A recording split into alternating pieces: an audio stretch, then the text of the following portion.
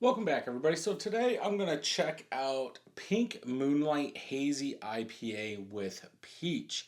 Now, this is by Destihl Brewery. The funny thing about this is today I reviewed my first Hanson Brother beer, and this is in collaboration with them. So almost two, I technically two in one day. Never heard of Hanson. I don't think it's in the beer I had from them was hops instead of bop the song. Uh, I guess you probably have to be over 30 probably to know that, but it is what it is. This is 7% ABV. I do not want to read the notes yet. I paid $4.29 for this. Came on 9/20/24, so almost 2 months old. I haven't seen a lot from this stall recently. It's it's been a while since I've had one of their beers. So is this gonna be pink? Definitely not. Oh, I'll let that settle down. Kind of the ocean. I'm guessing that's supposed to be a peach, but maybe the sun or the moon coming up. But yeah, that's kind of cool.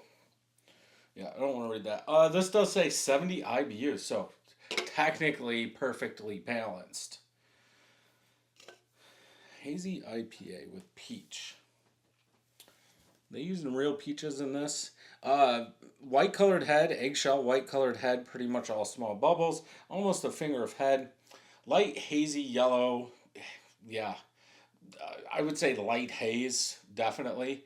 If they're using peaches, I do not believe that should be the color.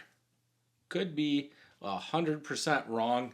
I have not put peaches in an IPA or a New England IPA, uh, but I would say natural flavoring would give you that color. In my opinion, it looks like just a hazy IPA. But they say with peaches. We don't know what that is, or at least I don't.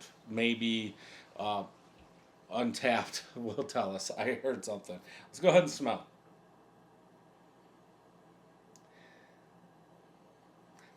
It's got that young, fresh, big, dry hop smell, like a light green, like hop. Growing hops, picking them off the bind, and taking some and rolling them and smelling it. Like the end smell, not the huge whiff, but the end. Definitely getting a big dry hop like that. Because we're 7%. Peach skin, sure. Kind of. Is a Zaka peach skin? I think a Zaka is peach. Yeah, something like that. But it does. It doesn't smell like a juicy peach. It's more of that peach skin, big green dry hop with some sweet fruitiness in there. Just from smelling it, 70 IBUs. Where are those coming from? Yeah, there's some sweetness in there, but it's more of a sweet fruitiness over that peach skin and that hop, that green hoppiness in there. Let's go ahead and smell. Did I say go ahead and smell? Let's go ahead and taste all over the place today.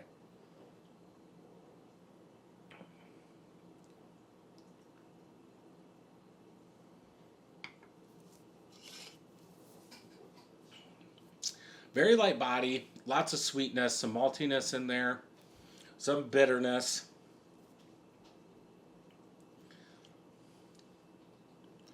Peach in the aftertaste, okay. Light peach. Where's is this really 70 IBUs?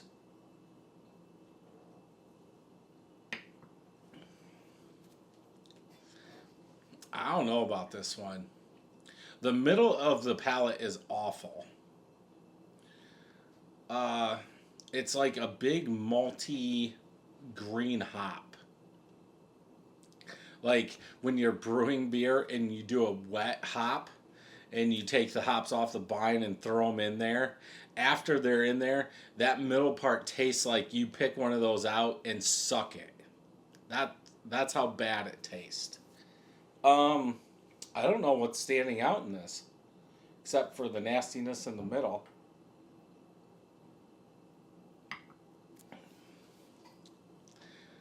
No. There's some bitterness in there. I'd say perceived bitterness is 30. Not 70. Not even close. It's almost like that should say 9/20/23 canned on. I don't like it. Like the aftertaste is fine. There is some bitterness. I do get that peach skin more than anything. A little bit of maltiness with some bitterness. Perfectly fine. I can't get past the middle of the palate.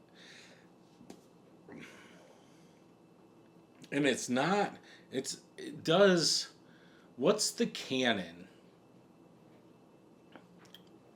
Is that out of Maryland? I can't even think of it.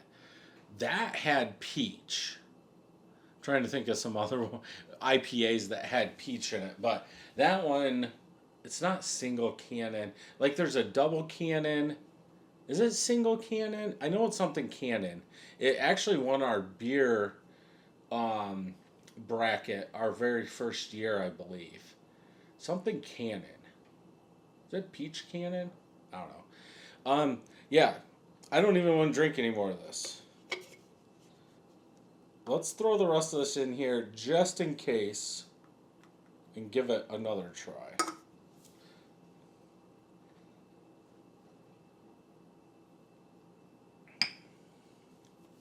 Okay, that's not as bad. So I take some of the stuff back. It's still not great, but it's like there's nothing there.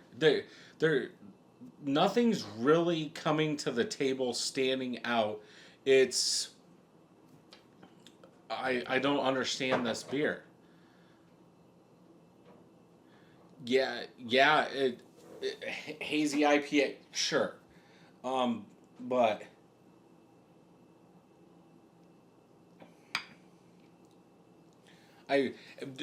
putting the rest of that in there, I actually almost get no peach. I would actually say rind bitterness. Like a citrus rind bitterness on the aftertaste. More than fruity. Oh, okay, I take that back. There is a touch of fruity in there. But I don't see what this beer is for. What it's doing. What's the collab? Did somebody send... Who sent who ingredients? Who brewed it? Does Tulsa have peaches? Is that where the peaches came from? I don't know what's going on in this beer. I'm gonna go 3.5. I would actually say pass on this one. Don't pick it up. But that's just me. We're gonna check on tap. That's the beautiful thing about having all these craft beers. You don't have to like every single one. One friend has rated it 3.75. Everybody, almost 800 people, 3.83. So they're a little bit higher than me. Dan gave it a 3.75, actually a 3.8. Dry and drinkable. Not gonna rave too much on this one. Good beer, but nothing's spectacular. It's what's it bringing to the table? Where's the peach?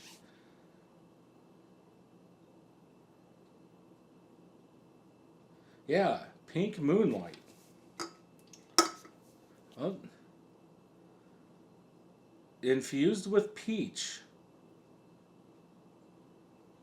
Okay. Hoppy, citrusy, peachy, sweet, dry. I didn't even say anything if it was dry, did I?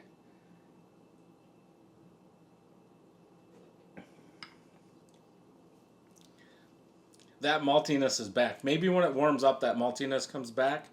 I'm gonna leave it at 3.5. But if I would have still got that maltiness, the score would have been lower.